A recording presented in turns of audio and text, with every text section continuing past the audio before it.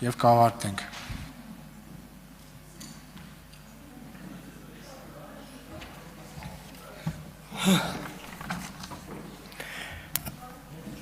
Մինչև ելույթը պարոն Պողոսյան, իրավաբանական կրթություն չունեմ, բայց ԿԳԲ-ի պատվալում 2.5 տարի նստելու է բավականին գիտելիք տվել է։ Կարծում եմ մինչև հիմա Գերագույն դատարան պատասխան մեջ ամենաերկար 3 օր վերջին խոսք եմ ասել,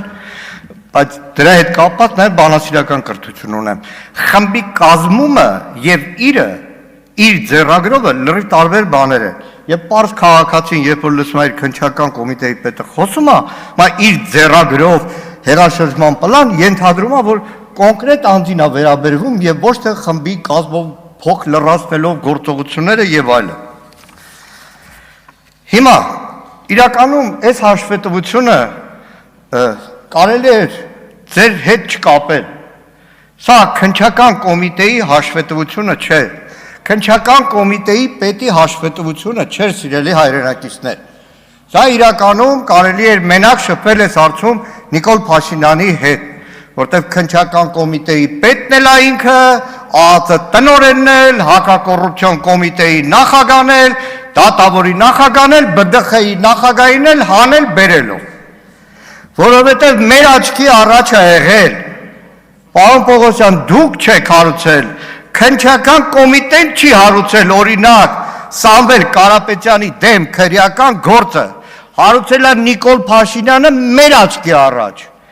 երբ որ նստած ստատուսներ գրելու այդ նույն օրը որոշեցիք, որ պետք է հարուցվի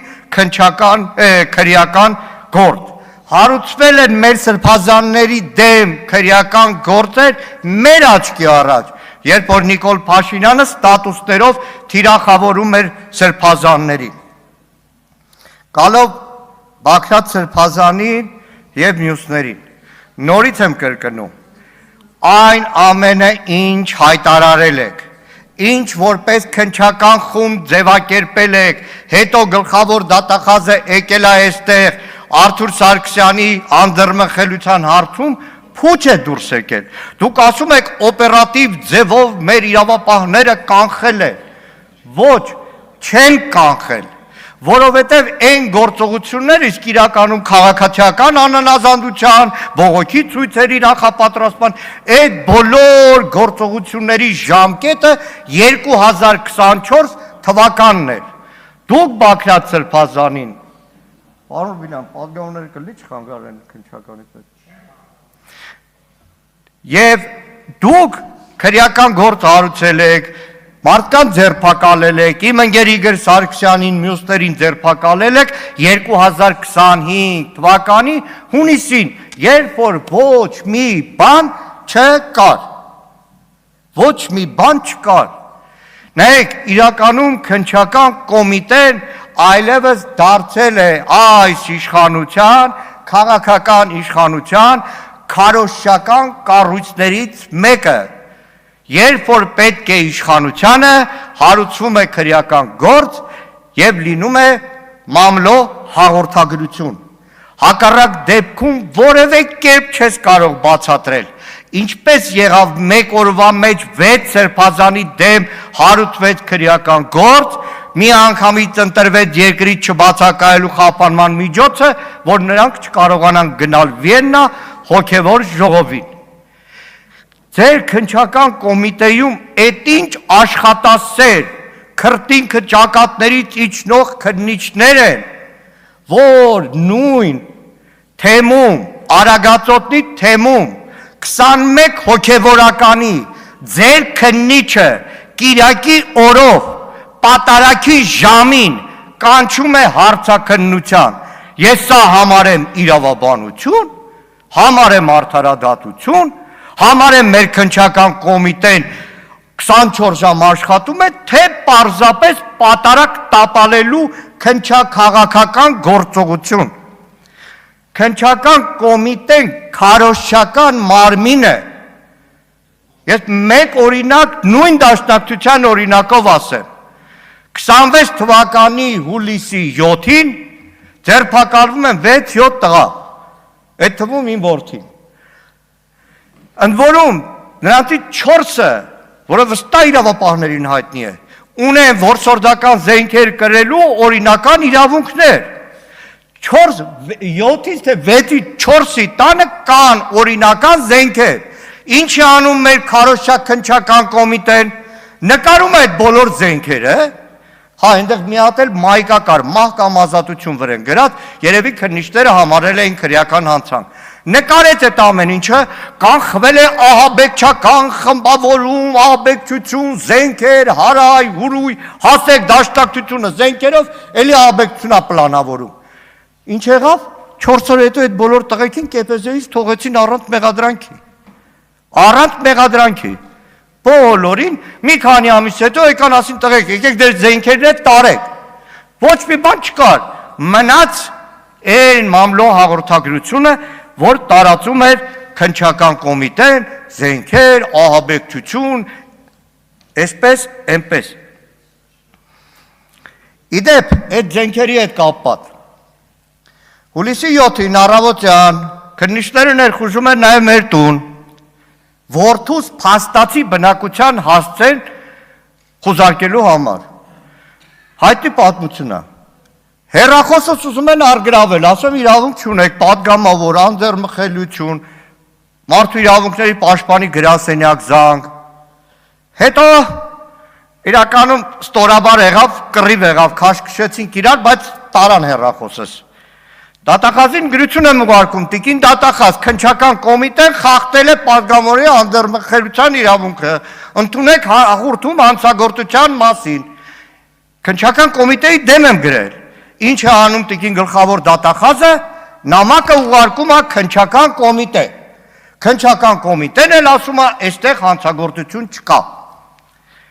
Օգոստոսի 1-ին վերադարձնում են ձեր գործընկեր ազգային ժողովի պատգամավոր Գեղամ Մանուկյանի հեռախոսը։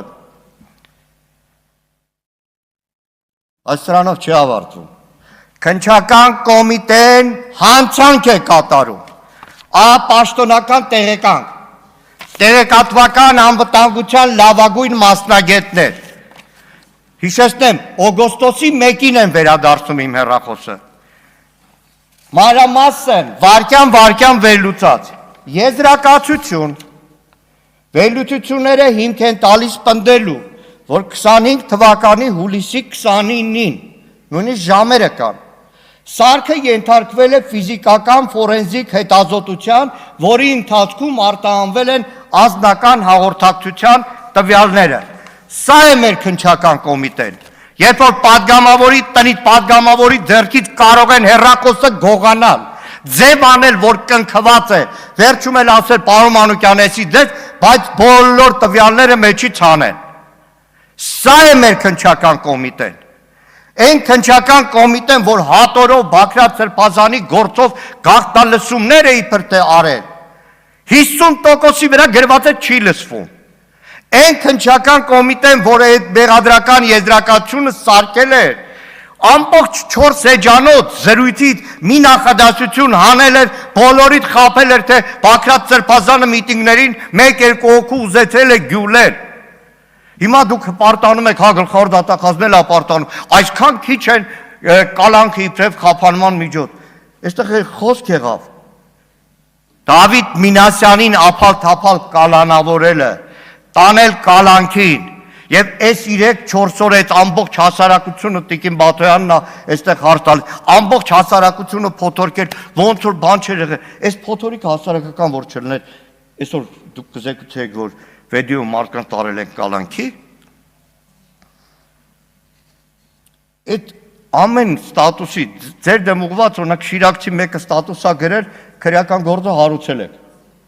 Այնտեղ իհարկե վիրավորական արտահայտություն կա ծաղրացու, բայց գիտեք, մի առիթով ձեր այդ զրույցում ես ասել եմ, ԱԱԾ-ին ավելի շատ անպատված մարդ, քան Նիկոլ Փաշինյանը, որը կառավարության նիստում հանձնարարեց սատանա բռնել, խելոք գլուխը կախաղացնել ասել, ավելի մեծ վիրավորանք չկա։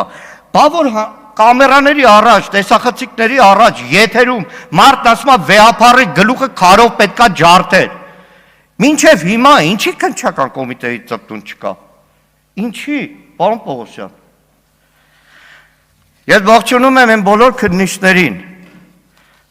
որոնք այս տարիների ընթացքում շատ-շատերին տեսնում եմ դատարաններում, բայց ոչ քննիչ այլևս, որպես փաստաբան, որ թողեցի դուրս եկա, բայց իհարկե ձեր քննիչները ահավոր ծանր վիճակում են, 3-400 հաստիկ կարծեմ թափուր է, ամեն մի քննիչի վրա 100 հատ քրեական գործ ա լցած, բայց այդ չի խանգարում, որ 21 քահանայի ամբողջ թեմի քահանաներին մի քննիչը կիրակյորով կանչի հարցաքննության, ու չգիտես, էլի, արդարություն, արդարադատություն, օրենք, բան չեմ ասում, վերևն Աստված կա ընդամենը։ Մտքերի փոխանակությունն ավարտվեց, պարոն Պողոսյան, եզրափակիչ ելույթի կարիք եթե տեսնում